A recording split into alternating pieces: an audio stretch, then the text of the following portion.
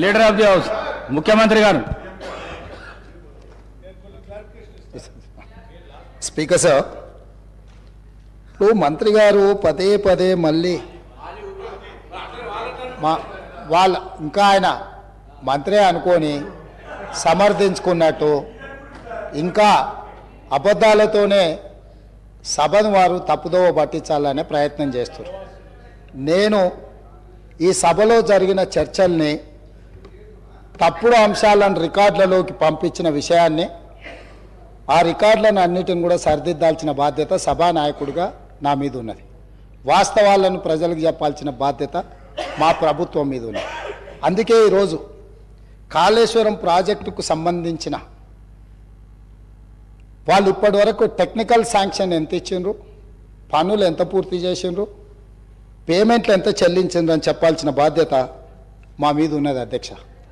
ఈరోజు కాళేశ్వరం ప్రాజెక్టుకు సంబంధించి అగ్రిమెంట్ వాల్యూ 1,27,872 కోట్లు.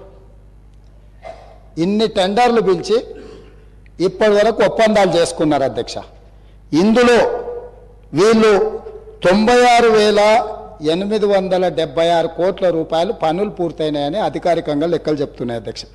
ఇందులో 32,076 కోట్లు బడ్జెట్ నుంచి పేమెంట్లు చేసిండ్రు. 61,616 కోట్ల రూపాయలు కార్పొరేషన్ ద్వారా లోన్ తీసుకొచ్చి ఖర్చు పెట్టిండ్రు అధ్యక్ష. అదేవిధంగా అంటే రెండు కలిపితే 90,425 కోట్లు ఇప్పటికీ పేమెంట్లు జరిగినాయి. ఇంకా 3,184 కోట్లు కాంట్రాక్టర్లకు రాష్ట్ర ప్రభుత్వం బకాయి పడ్డది. ఇప్పుడు మీ ద్వారా